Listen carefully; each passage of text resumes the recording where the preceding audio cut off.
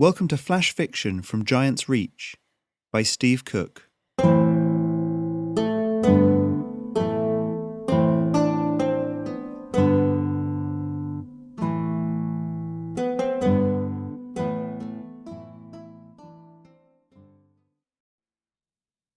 One of the bigger LARPs we attend here in the UK is Empire.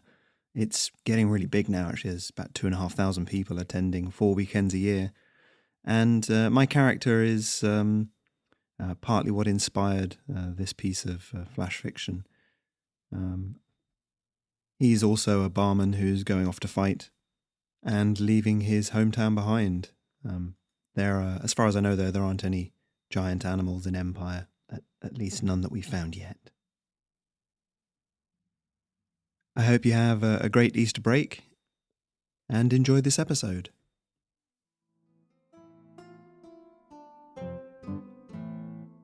Last Orders.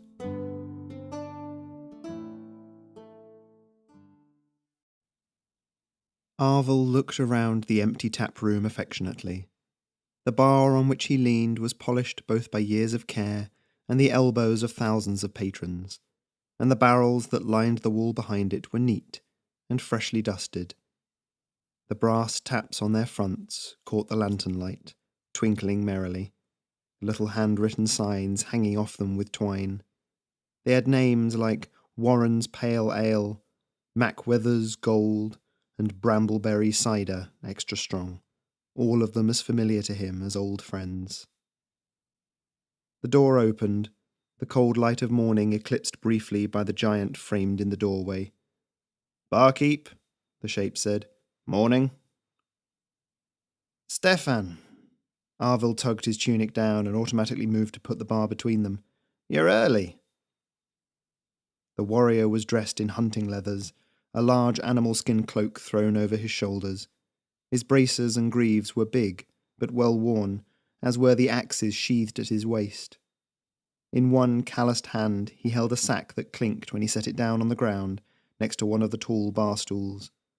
"So, still going through with it?" I don't want to make a fuss, and it's not like anything much will change here when I'm gone. I'm leaving the bar in the hands of the rest of the staff, like a cooperative. They'll share in the profits and business will carry on as usual." Stefan narrowed his eyes. "You don't intend to come back?" "I don't plan to die, if that's what you mean," Arvel retorted. He paused for a moment, then shook his head. "But maybe it's time to get back out there. After the last time." Stefan shrugged. "You nearly die out on what should be a ramble in the woods. I'm sure it tends to change your outlook on things.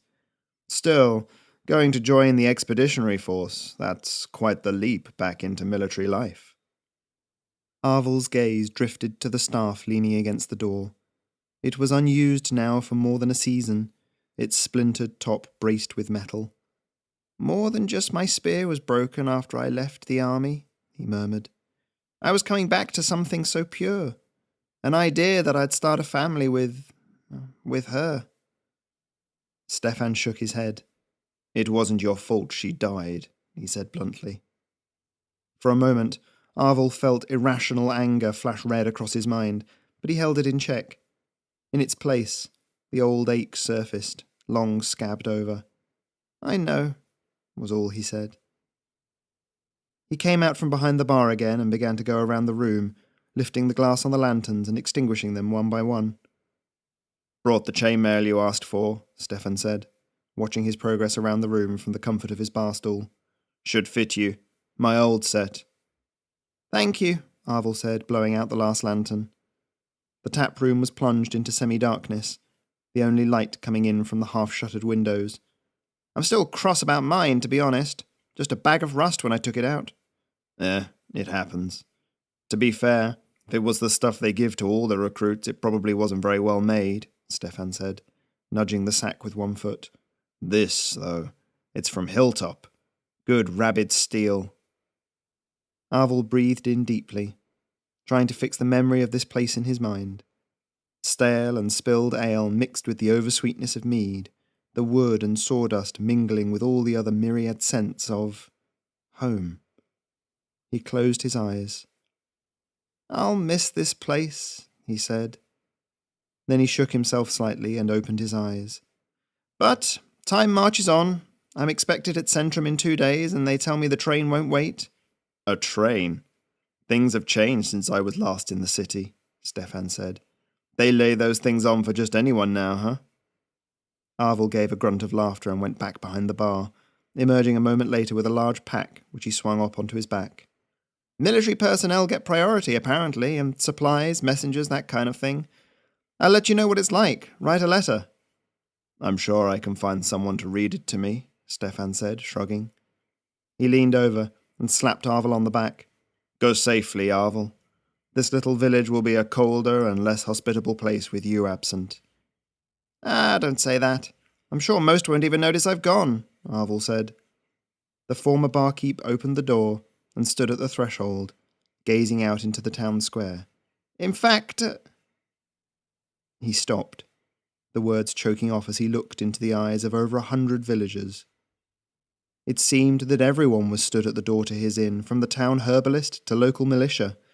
Toward the back, uplifts had gathered, farmers rubbed shoulders with traders, children clutching at the clothes of their parents, as the crowd surged forward.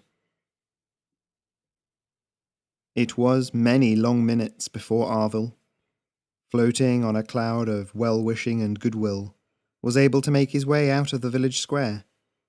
He spotted Stefan on the periphery, half hidden in the shade of a tree, and scowled at him. The big man only grinned crookedly, and raised one hand in silent salute. You've been listening to flash fiction written for my Patreon, Giant's Reach.